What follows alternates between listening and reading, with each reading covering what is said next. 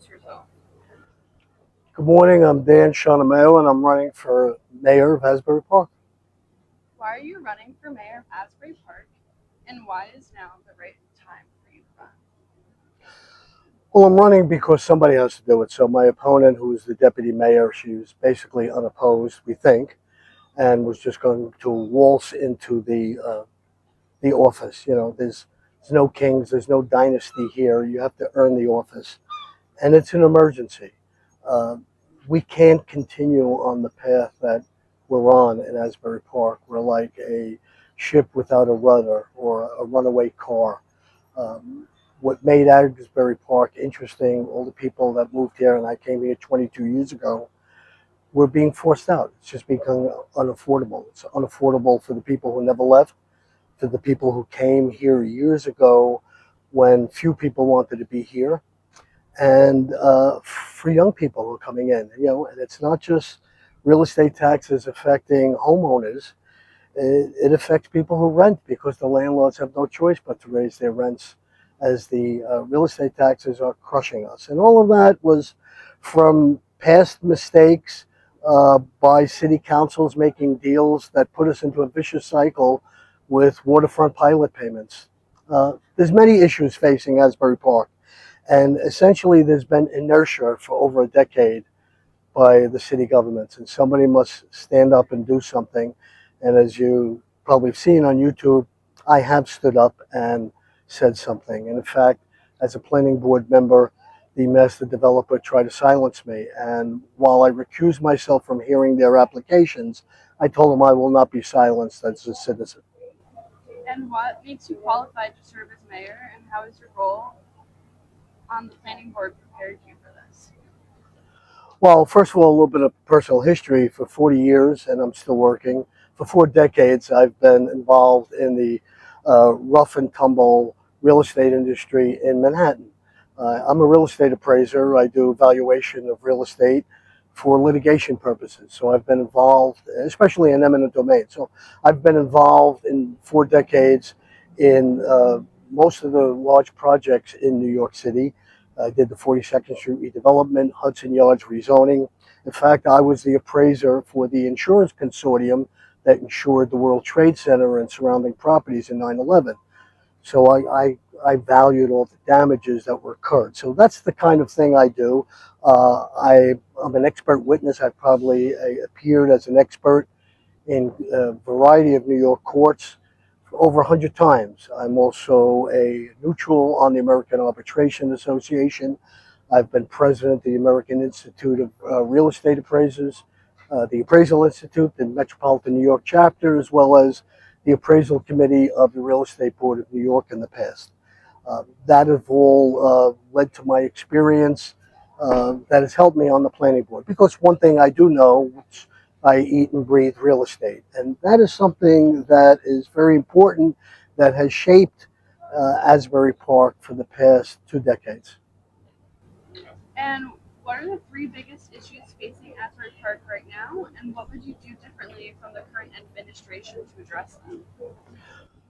Well, first of all, the biggest problem I think that we have facing Asbury Park is inaction by our city government. Of course, everybody wants to talk about taxes. I've been here 22 years. My real estate taxes have increased 400%. We are caught in a vicious cycle. Uh, we just got new real estate tax bills last week, and you could almost hear the sound of Asbury Park taxpayers hitting the floor, opening up their tax bill and having a 20% increase over the last tax bill, which represented a 35% increase from the prior one. It is unsustainable. The path that we were on is unsustainable. Now, if you complain to the city council, they'll say, well, that's the state funding formula for school taxes, and it's the school's fault. You get elected to office to solve problems. And that's what the city council and the mayor must do, not just give us empathy. Work with the schools, work with the state.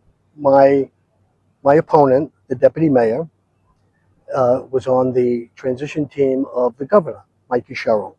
She's receiving all donations in aid from the Democratic power brokers in the state. Yet for all of that connections to the power brokers, Asbury Park gets nothing. So real estate taxes and the inaffordability or unaffordability in Asbury is the biggest issue that is facing us, as well as we're sitting here on the boardwalk right next to the casino. Over 2 decades, our historic buildings have continued to deteriorate, and the city council and mayor have not stood up to the master developer or Madison Marquette, who have a stranglehold on this city. What we're going to see, if things do not change, is a mass exodus to the people who came here years ago and the people who have stood here and never left and have never quit on the city. But it is becoming unaffordable.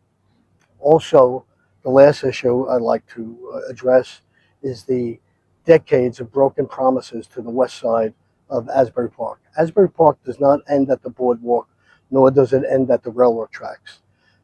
Many people on the east side of Asbury Park do not go past those railroad tracks. You have to see how people live and see the broken promises. And historically, that is the area that has housed the population that has made Asbury Park in its past operate and built Asbury Park. We made promises to those people, and those promises have been broken. We've given them token developments, but we must bring entrepreneurship and redevelopment to the west side that lifts all boats. This must be an Asbury Park for all. We can welcome newcomers and not forget the people who have been here all along. So you mentioned taxes and the cost of living remains concerns for many residents. How would you control the city spending and limit future tax increases while maintaining city services? Well, again, I'll be 71 in February. Since 24, I've worked for myself. So essentially, the saying goes, I've eaten what I've killed. I've been very lucky in life. I've been successful financially. So I know how to handle finances. I know how to run businesses. Now, granted, the government is not business, but in some respects, you must run it as one. I will look at every department. I will demand that every department head uh, report and has a budget and a vision for the coming year, and we keep to that budget, and that there will be no excess spending. We must tighten our belts. Uh, there must be hard choices made on the city side and on the school side. Then what we must do is whatever we must do, we must take action. We can't sit on our hands any longer. If that means getting busloads of people going down to Trenton and chaining ourselves to the governor's door to get a fairer deal for Asbury Park. I mentioned that we are in a vicious cycle. The state has cut school funding over the past few years based upon the value of property in Asbury Park. But that formula includes a lot of the high values of property on the waterfront, which are exempt from school taxes. It's crazy. It is a crazy system. How can you base our school funding on property that will never fund schools? It is insane. That must stop. We must stop the madness. We must stop the insanity. What would you do to increase financial oversight and transparency over the city's budget, contracts, and spending? Well, again, as a mayor, if I'm elected mayor is just one vote on the city council, right? You need 3 votes.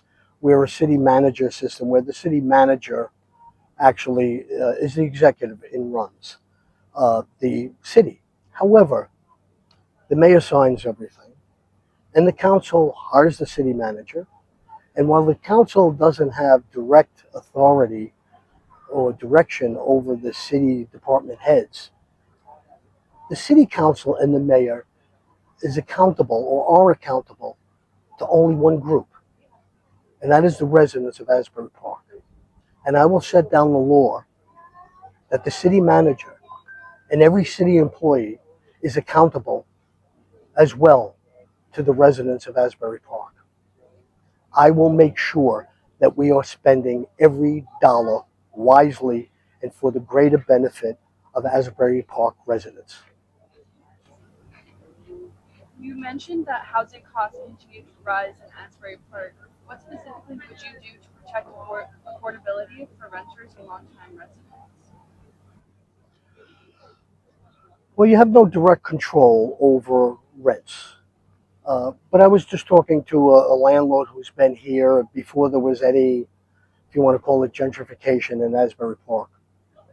And they're struggling with some of the rent laws that were put into effect. And they were saying they haven't raised rents really uh, in the past. Now, you have to be careful what you wish for, right? That's an old saying. I don't have a magic wand. The council doesn't have a magic wand that we can waive and lower rents. Number one, we have to keep on top of the city budget. Right? So taxes are one of the most uh, important factors that drive affordability because as people pay more money in taxes, whether they're renting out their homes, uh, they're going to charge more rent. Maybe we have to look at the Airbnb issue again. We put pretty restrictive uh, regulations on Airbnb. And I was one proponent of that because I wanted a neighborhood, not just have a transitory city. I wanted to know my neighbors, not someone coming in every week. But the things have become unaffordable. So I think we need to go back and look at that, maybe loosening it up because people need a break. Uh, People need to maybe rent out something to make ends meet. They're living paycheck to paycheck, and sometimes even worse than that. We need to work with landlords. We need to have smart development. I'm not anti-development. Again, for 4 decades, I've made my life on development in Manhattan. I know what density is. I know what smart development is. That's what we need, smart development, not runaway development, not being dictated by the master developer, Madison Marquette. Together, collectively, we need to decide the Asbury Park that we want in the future, not what somebody else dictates to us, not what is dictated to us by Asbury Partners or Madison Marquette. The residents of Asbury Park need to decide that. You mentioned this briefly, but I would love to go back to how would your administration ensure that residents on the west side receive an equitable share of city investment, services, and economic opportunities? Well, I've been over to the west side. Unlike a lot of the people on the council uh, and the mayor, I've been over there. And I'm working with some people over there in the West Side Community Center. And I actually made a pledge to that person that win or lose, I'm going to see the West Side Community Center come back. And there's a gym next door that needs a roof. It needs hundreds of thousands of dollars of improvements to open again. Um, I'm going to get that open, come higher hell water, because you know what they say: idleness is the devil's workshop. Young people need to get off the streets and have something to do. My understanding is no longer have a basketball rec team any longer in the city. There were people ready, willing, and able to come and do that. Um, and I just don't want other developers to go over there to the west side. I think there should be black entrepreneurship. I've recently connected with a group called Black Wall Street, and you know, Black Wall Street. That's a that's a throwback to the destruction of the prosperous black community in Tulsa. You know, around the turn of World War I. But that's a black entrepreneur group that's going around the country giving speeches. There is the New Jersey chapter, and I put them in touch with people on the west side because I don't want to go over there and that I'm going to be some sort of savior or any other person. I think it must be a grassroots um, entrepreneurship, black to owned businesses. It is a food desert on the west side. That's what I've been told, and I've seen it with my own eyes. So I've been looking into African American and black owned groceries and food cooperatives across the nation. I've identified about 8 or 10 of them, New Orleans, Chicago, and we're reaching out to them to sort of get something that's grown up from the ground on the west side by people of the west side. Asbury Park's identity is closely tied to its arts, music, culture, and historic character. What would you do to preserve those things as the city continues to change? So again, I have 4 decades in New York real estate, and I grew up in a neighborhood, Park Slope, Brooklyn, which is a multi-million-dollar neighborhood. So I'm going to use the G word, gentrification, uh, and has good and bad sides, right? Uh, I've seen many gentrified neighborhoods over my lifetime. And, I could remember being in Soho before it was called Soho. And I called this out over 20 years ago with Asbury Park. In fact, the first house I went to see in Asbury Park, my wife, it didn't have any off-site parking, and I wouldn't buy it. My wife thought I was nuts because nobody would be here. But I saw Asbury Park in the future, and I knew the danger of that because it's a delicate balance. Because usually a place is funky, inexpensive, and it attracts artists, the gay community. So the artists, musicians, and gay community, and the people who never left Asbury Park have done a great service to this city. They brought it back. They made a great contribution. We can't forget them. But what happens is it usually attracts people to come to the city. And eventually you get more affluent people, and it eventually wipes out or lessens those elements that made it interesting in the first place. And I've always said this about Asbury, and I'm still saying it, is that we have a very delicate balance here, is that we want to become more affluent for everybody. We're not so much affluent, but all boats to rise. But at the same time, not lose what made this city so attractive and unique in the first place. Again, this has become, I'm a Brooklyn boy, but this has become my adopted city. And it's a crazy place because if you come here, you'll love it. It just does something to gets into your heartstrings. Um, for all its blemishes and and and good things, you love it all the same. And that is something we must balance. So, yes, we have to promote the art. In fact, the other night I was sitting at eating at Robinson's Ale House, and who was there was Steve Van Zandt, Little Steven, and he was gracious enough to take a picture with me. And I told him I was running for mayor, and we were talking about how his Teach Rock organization is great. It's being taught in Asbury schools, and I think the curriculum is going at the Asbury High School now. But I talked to him. I said, Steve, what propelled me first here was my 20-year-long quest to save these historic buildings that bookend the boardwalk that were designed by the same architects that designed Grand Central Terminal. And I said, your and Bruce Springsteen's songs were inspired by these buildings. You would have never wrote those early songs and music if it weren't for these buildings. These buildings are in the lyrics of your songs, and your songs immortalize these buildings. Yet at the same time, we're allowing these buildings to fall into the sea, and it's been going on for so long, for decades, and nobody's doing anything. But I am going to do it.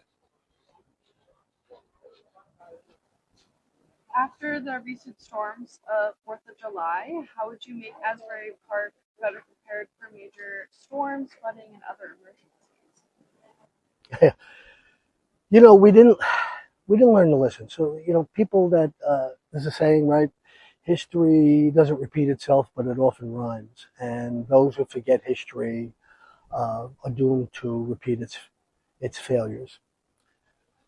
So yeah, I remember. I think Jennifer was her name. She opened up the beer garden on Lake, uh, and it got flooded out. And I think the insurance uh, didn't honor the claim.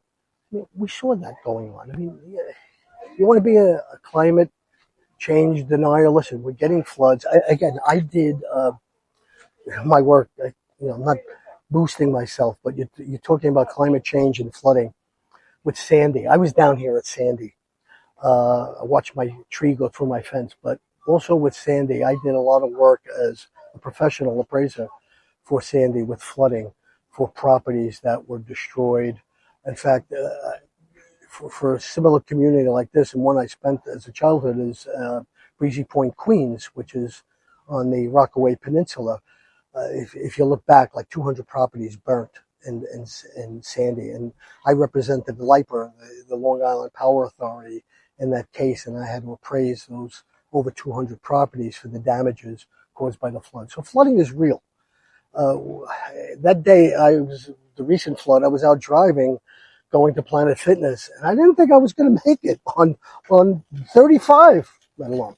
And you had Lake Avenue. I mean, how many times does Lake Avenue have to flood before somebody does anything? Before Wesley Lake, before somebody gets up out of their chair and does something. Listen, I know council and mayor is a poorly paid part-time job, but do me a favor. Don't take the job if you're not going to do it. You have a responsibility. You asked to be elected. You asked to do a job for the residents of Asbury Park. So finally, we had the county come down here and do a dredging. I hear that another issue is that the pump that pumps out from the lake into the sea is not tall enough. Make it taller. I mean, is it rocket science? So listen, I don't have the answers. I'm not going to pretend to that I have all the answers. But again, I tell you, let me see if I could do the math correctly, right? Is that 56 years? 56 years I've been in business by myself and have raised a family and made a damn good living. That's because I've done things. By training, what I am is a problem solver. The first course we take is where the first motto is identify the problem. So I don't have all the answers. You don't have all the answers. No one has all the answers. But I'm going to find the answers, or certainly I'm going to try, and I'm going to find out who has the answers for the flooding and for all the other problems that plague Asbury Park. We together, but we have to do this together. I can't do it alone. The council can't do it alone. The residents you have to come to council meetings. You have to yell at us. You have to fire us if we're not doing our job. Politics start at the local level. So, you would potentially be challenging Deputy Mayor Amy Quinn. How serious is your candidacy? Who is supporting your campaign? And what are you doing now to build support? I'm sorry, I didn't hear the list, but what am I doing for what? What are you doing now to build support in the community? I'm opening my big mouth. So I think if people see me on, YouTube, I'm not afraid to speak. And yeah, I guess my greatest flaw is that I love to hear the sound of my own voice. So you have to stop me, as you can tell, even on this video. So who's supporting me? I am actually surprised about the level of support and angst in this community. Probably my mayoral candidacy was the worst kept secret, even before we announced in several publications last Thursday. And in fact, after I finish this interview, the Asbury Park Press is going to interview me and do something about my candidacy. So I have been reaching out for the past few weeks to many people that I know. Again, I've been here for 22 years. I don't know many people intimately, but I know of many people, and they know of me because, again, I've been vocal over the past 22 years in this city. I've actually put my money where my mouth is, as I've done my whole life. So I've actually put my own money into my campaign to start. Hopefully the donation button on my website, which went live the other day, will be live today or tomorrow. PayPal takes a while. I have a great number of supporters who are supporting me. But again, I am actually surprised about the angst against the inertia in this city for the current administration. I like Amy Quinn. I consider her an acquaintance. I've never had a problem with her. I don't have problems with people. I have problems with what they do. My motto is never attack the messenger, attack the message. And if you've watched those videos, I've stood up at council meetings and I said, I think all of you are honest people and have the best interests of this city at heart, but I disagree with what you're doing. And I think you're taking us down the wrong road. And I believe that about Amy. She's been here for 14 years. She's asking for 4 more years. you're going to get 18 years of the same. On 14 years, real estate taxes have increased 400%. Our historic waterfront buildings are in worse shape than they ever were. They were open. I saw Tony Bennett in the Paramount in 2008. We used to walk through the casino. They weren't pristine. They weren't in great shape, but we had a promise that they would be restored.